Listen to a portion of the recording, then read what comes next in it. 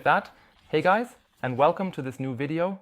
In this video, I want to show you how you can create this 3D view in Home Assistant. In Home Assistant, you can get a 3D view of your apartment where you can display as many things as you like. For example, such as which lights are turned on, which heaters are activated, which windows are open, and so on. Additionally, you can also control all the devices through this. More details on how you can create this yourself will follow after the intro. Have fun! So first of all, we need to start on the computer. Here we obviously need to create our 3D view. For this, we need a program called SweetHome 3D. Completely free. The link is of course in the video description below. You download it, and then you go here to create a plan and walls. Now we need to create some walls here. It's best to measure this as accurately as possible. The more accurately your apartment is recreated in the end, the better it will look in Home Assistant, of course. I will simply create 2 rooms here to demonstrate the whole process. To do this, I will click once with the mouse to get started. Then, I drag the first wall and have to click again to set a corner. This way, we can slowly create the first room here. To finish everything, I click once on Escape, and then we have our first room here. Then place a second room right next to it. So now we have our first 2 rooms here. We also need to mark them as rooms. For this, I go to Plan and create room. Then go back to the corners here and click once with the mouse. Then I will go to this corner, to this one here, and to this one here. So here we have our first room. Press Escape to exit. We see here that it has 17.33 square meters. We will do the same with the other room now, and then we will have our first 2 rooms. It doesn't look particularly great right now, so we should start furnishing the rooms. Unfortunately, this program doesn't have an endless variety of furniture options, so you will have to try to improvise a bit. First, let's select a few things here. For example, I will take a window and place it here, a door in the middle, and then a window right in the second room. Additionally, I will take a bed from the bedroom. I will place it in this room along with a dresser that I will set here. For the second room, I will take a television from the living room, place it here, and a sofa, which I will then put here. And this is going to be my little test room for now. It's important that we want to place lamps in the room so that everything looks nice in the end. I'm just going to take a light bulb and place it roughly here in the middle. Then I take a desk lamp and simply place it here on the dresser. And I take a second lamp, which I position here next to the bed. Now we need to generate the 2 light setups. So light on, light off, each with 2 images. Once with the light turned on and once with the light turned off. To render the whole scene, we now need to enlarge this area so that we can see as much of the apartment as possible and find a nice angle from which to view the apartment. I think this slight angle looks really cool. It's best to choose a section that resembles the screen on which you want to display it later. So if I take the iPad now, it would be about 16:9, maybe a bit more. And then I go here to the 3D view and create a photo. Here we can specify the pixels again. I would render this in a relatively high resolution. It naturally takes a bit longer, but it looks cooler in the end. We can now keep the proportions that I have set here, or we can turn this off, and then I can also enter a free format here. Now let's just take 1080 here to generate a normal full HD image, and of course set the quality to the best. Then we can enter a date and a time, which is important for the position of the sun. And I would choose a slightly later time, or an earlier one, so that you don't have the image completely bright rendered, because the sun is shining directly on it and you can't really see the ceiling lights anymore. But you shouldn't choose something too late, otherwise you won't see anything at all when the lights are turned off, and that would be a shame. In my test, 9 o'clock or 21 o'clock worked best. You can just play around a bit. It's best to render it, look at the researchers, and then possibly adjust the values a little. Now we will create our first image with the lights on at 9 o'clock. We simply click on Create, and then the rendering begins. This will take a few minutes. I'll see you when it's done. So, the rendering is almost complete now, and I thought I would take a moment to show you a small mistake that I made here. Because I forgot to mention that you can also adjust the attributes of the furniture and of course the lamps as well. This is also relatively important, and I would definitely recommend it to you. This is because it makes a difference depending on how high, for example, the lamps are, and of course how bright the lamps are. And to get a more realistic view of your apartment, of course including the size of the furniture, we can adjust all of this, and I will show you that now. First, we need to save the image here. So I will logically click on save it on the desktop, and simply name it test on. For the powered on state, I will click on save. So now we quickly edit the attributes again, or I will show you how it would theoretically work. To do this, we click here on close and double click, for example, on the lamps. Then I can adjust the brightness here, for example, and also the height, because in this case, for example, the lamp is now of course exactly inside the cabinet, which might look a bit strange in the end. What you can do then is change the height here. I'm actually going to leave things as they are now, because our two renderings need to be exactly identical. The only difference, of course, is that the lights are on and off. But even with the dresser, for example, you could adjust the width if you have a slightly wider dresser, so that it simply looks more realistic. So, when you are looking for items from this list, you only need to search for things that look somewhat similar. And with the size proportions, you can play around a bit at the end. To generate the turned off setup now, we need to mark all the lamps here.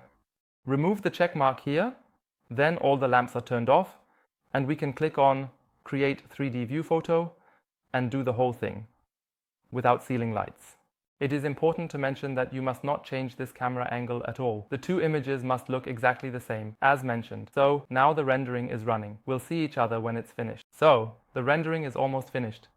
As you can see, this turned off state is actually perfect. You can see everything here. However, it is not too bright, so there is already a noticeable difference when it is turned on.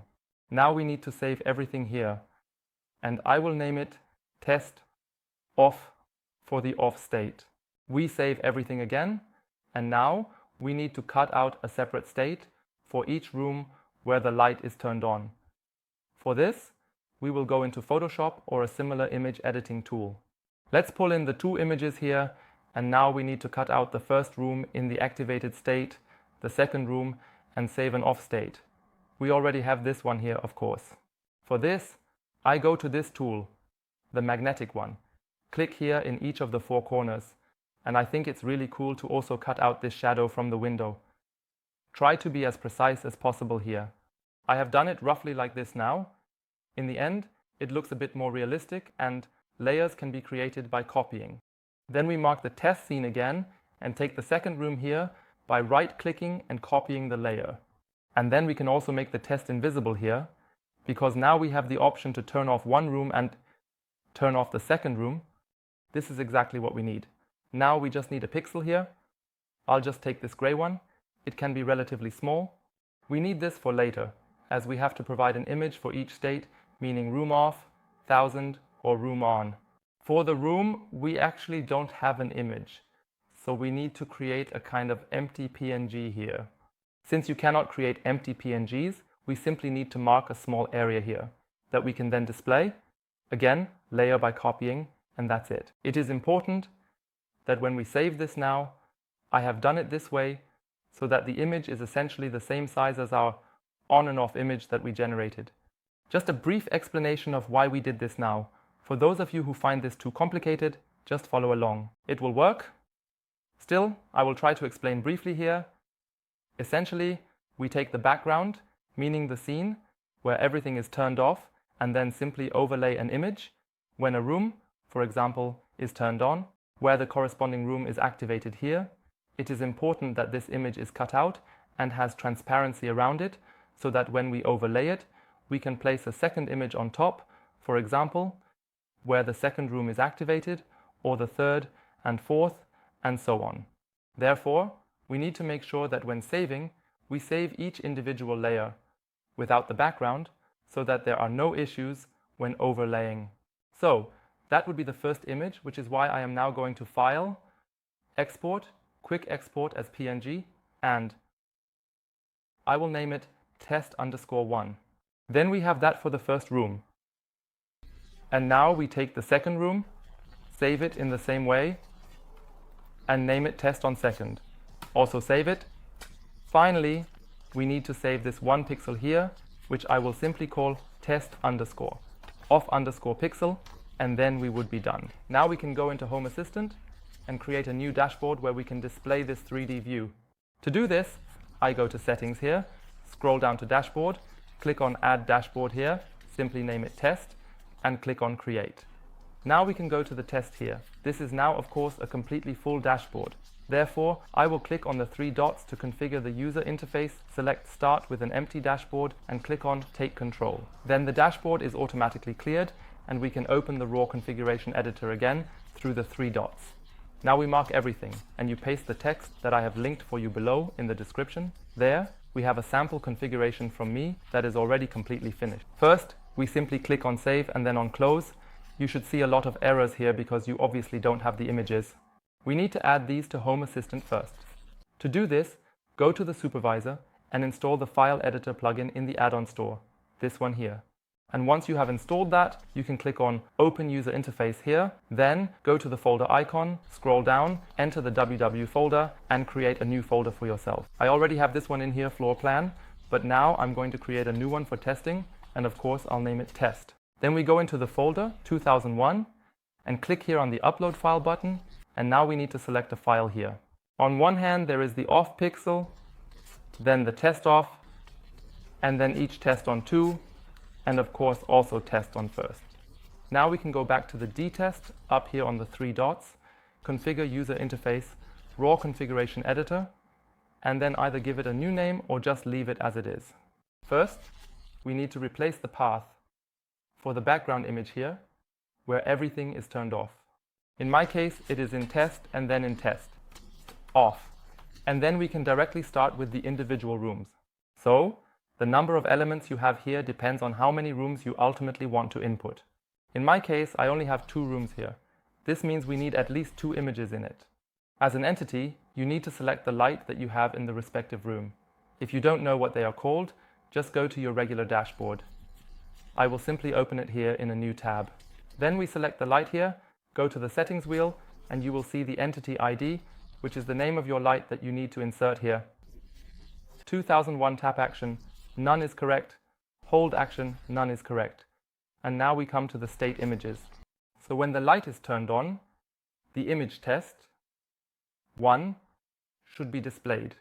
When everything is off, the test off underlined pixel should be displayed so that nothing is visible. And if that is unavailable, you could now create a separate state where you, for example, display the room in red or something like that. But I only need the test to show the underlined pixel as well. You don't need to change anything about the style. Now let's move on to the second image. So, this is again the test. Test. On, second, and here. Test underscore off underscore pixel, and here below. Of course also the test. Off underscore pixel. So, we don't need the living room here, so I will delete it. Just like the bedroom. And I also no longer need the hallway and the office. And now we come to an exciting part, because here we have additional small lamp symbols. I will briefly show them to you again in my 3D view that I have prepared here. Here you can see it. I have added small lamp icons that I can press when I want the light to turn on here. So when I press this, as you can see, the light turns on. If you want this as well, you can download my light icon from the video description below, or of course you can create your own icon. Then you upload it, just like I just showed with these test images. Here you select the light that you would like to turn on and off. Tap action toggle means that when you press it once, the light turns on, and when you press it again, the light turns off, and so on. You can now insert different state images. Here, if you want, a different image to be displayed when the light is turned on. I have now selected the same thing 3 times here, or if unavailable, I don't show the image at all. Of course, you could play around with the colors here a bit more. Personally, I think it's enough if the room behind just lights up brightly. Here, you actually need to adjust the style, as the position must be set exactly in the room. We will see that shortly. Here, you can already understand it perfectly. So this here would be, for example, the bedroom. And that's why I have the position set to 50% down from the top and 35% from the left. So if we look here, yes, this is about half, and from here about 1/3, and right here is where the image is located. Additionally, I have also set the image to 3% size. You will need to play around a bit, depending on how large your display is, on which you will show it later. You will need to scale the image a bit larger so that it can be accurately targeted. Or you can make it a bit smaller so that it doesn't cover the entire room. So, Once you have everything set up to your satisfaction, click here to save. And if you click on X here or open it in a new tab, you can then see how it all looks in the end. We also have the 2 lamp symbols and the 2 rooms here, and we can now test everything directly without the lamp symbols. We'll do that right now by simply going into my Home app and turning on the kitchen light. This should turn on this room here and also turn on the bathroom light. This should illuminate this room here. And to see if both work, I will turn on both lights at the same time again, and that works too. So both rooms can shine simultaneously. It worked wonderfully. Now we need to properly position these 2 lamps here and assign them to the correct rooms. For this, I will take the entity here, so I would like to toggle the bathroom light. I will select the bathroom light instead of the bedroom. The toggle can remain as is, and now I need to adjust the position. This is currently accurate. Yes, I would say it's still a bit too high, maybe around 60%, so that it is a little lower, and could also be a bit further to the left. So, I will just set it to 40% instead of 35%, and click Save here. Then we refresh the 3D view here. And yes, you can actually live with that. 2001. I'm trying this out now. When I press here, the light turns on and off just as you would expect. And we will do the same here for the second room, this time the light in the kitchen. I'll copy that again and paste it here. And the position should maybe be a little further to the left. So I will take about 50% here on the left and save the whole thing again. And if we reload this now, the position is not quite perfect, but it is definitely sufficient for the video. If I press here now, I can turn the room on and off just like that, and that's basically it. You could repeat the same process now with, for example, windows that you open or close. You could also display heating symbols and show the temperature, for instance. There are definitely no limits to your creativity. I hope you enjoyed the video and perhaps even found it helpful. If so, I would of course be very grateful for a rating. If you have any questions, feel free to write them in the comments, and we'll see each other again next week on Wednesday at 4:30 p.m. Until then, take care and goodbye.